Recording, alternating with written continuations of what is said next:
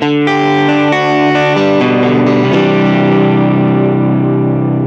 welcome to Ride Alongside. I'm up in the Ponderosa Pine Forest, just west of Prescott, Arizona, and I'm on Happy Valley Road. It's a small section of dirt between a couple of paved roads, some single track off to the sides here and there. And today it's time to do an update on the old El Monsterachi. So a lot of people have been asking about the different tires I'm running and handlebars and rack and all the other components. So I figured why not do a quick bike check video, and hopefully my bike doesn't blow over right now. Frame bag's becoming a little bit of a sail, which is appropriate with the X-Pack sailcloth material. So that's a Defiant Packs zipperless frame bag. I think I got this frame bag on test back in 2015, I believe, something like that. That is on a size 17 El Mariachi from 2013. Salsa Cycles no longer makes El Mariachi. They've kind of replaced it with the Timberjack, but that is an aluminum frame or titanium frame model.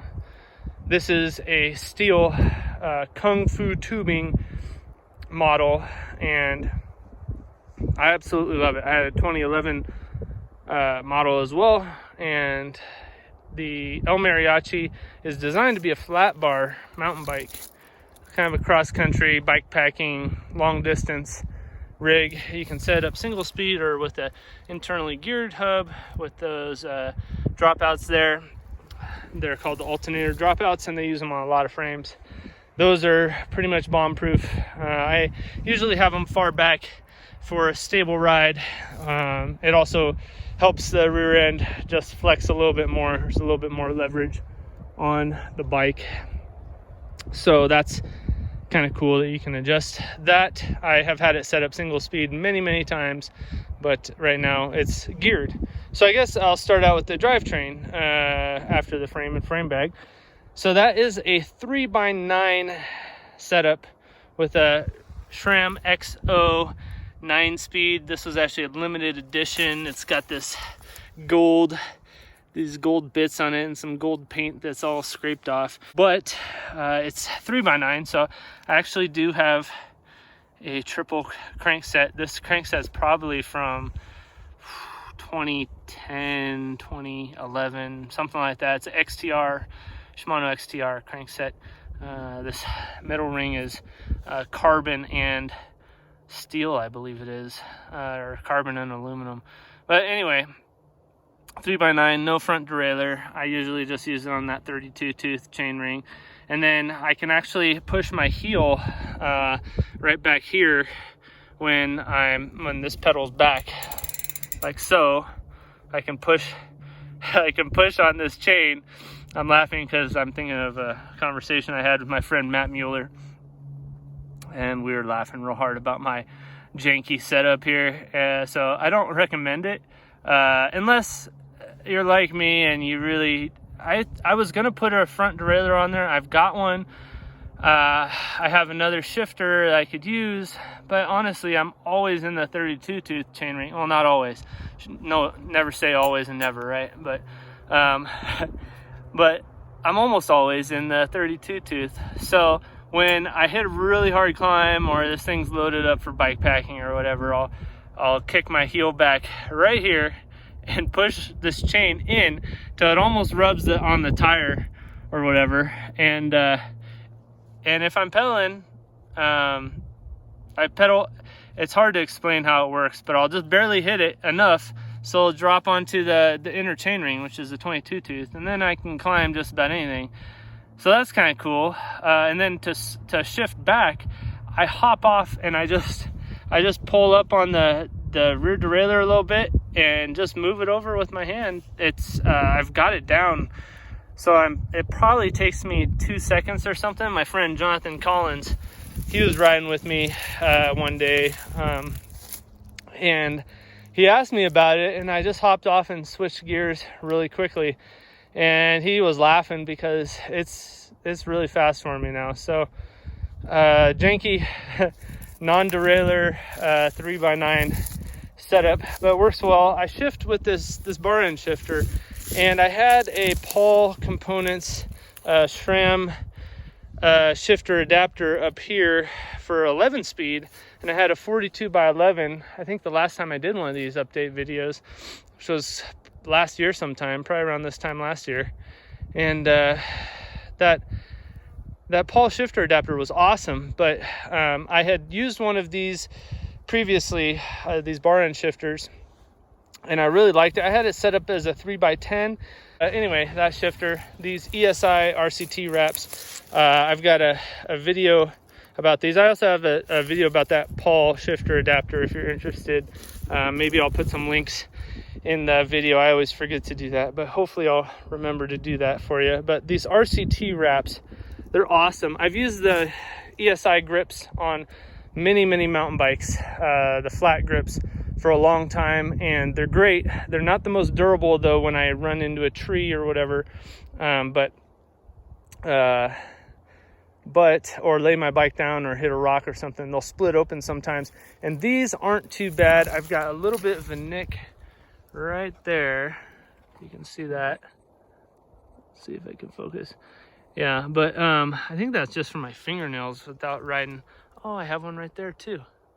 I didn't notice that one. So they're wearing out.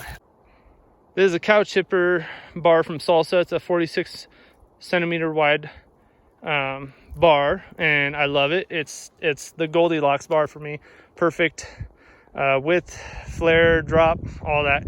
I've used quite a few different bars, and I just love the Cowchipper. For me, it works well.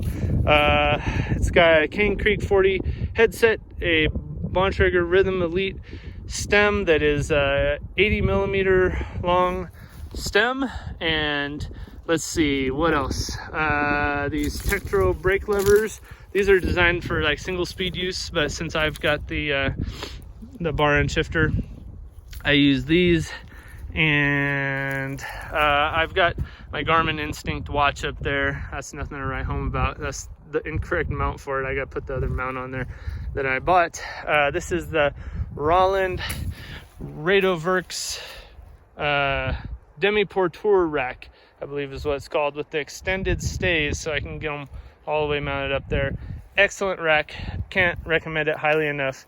It's got some wear and tear on it from bikepacking trip I did, but it's great. I also have a Night Rider Lumina boost light mounted there. I also have the Lumina Dual on there often, but it's mounted upside down, and the reason for that is because I have figured out that you can take their bar mount off and screw it through these cool little holes that Roland put on their rack. So that worked out great. It was way better than I expected. They also have mounts over here, if you can see those. Those are good too. But I often have the outer shell rack bag up there, and that bag I can't recommend highly enough either. I've got a video on that bag, but I don't have it right now because it's a nice day and I don't need a bunch of gear and I'm not bike packing. Let's see, the fork is a Salsa Fargo version 2 fork. It's got a bunch of different mounts. You can see my water bottles are mounted up there, which is nice because then I got my frame bag available. The bottle pod on there is from Miles Wide Industries. I haven't reviewed that yet, but I really like it. It is in a King stainless steel cage on SKS. I forget what those mounts are called, but they're these little Velcro mounts with rubber on the inside, kind of like a little triangle shape, and they mount onto any kind of round surface. And anyway, I've had that thing on there forever. It's nice to keep my tools and tube down there in the bottle pod. I've got the Shimano M8020 XT trail pedals on there. Those are great. Haven't worn out on me. Actually, they're starting to wear out. And I lost a screw somewhere, but they're starting to wear out. But the bearings are awesome. I haven't even done anything to them, so they're great. These brakes are from Shimano, and they're just mechanical brakes, and they're great. They work well. Use them with compressionless brake housing though. I'm telling you, you don't want to use any other housing than compressionless. This is from Alligator. This compressionless housing is kind of the cheapest compressionless housing I could find.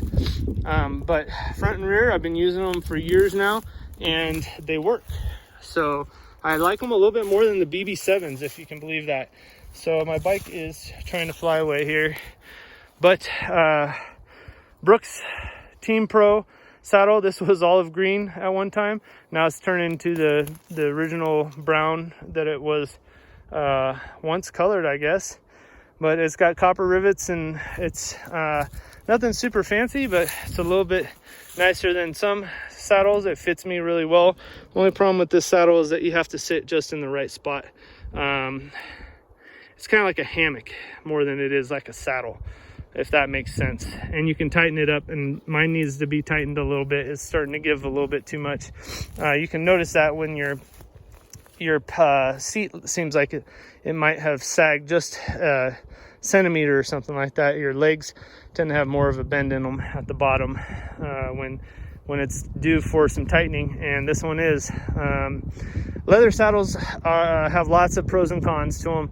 The pros are that, man, you can ride in just like regular shorts, and you can ride for miles and miles and miles, and it feels really good.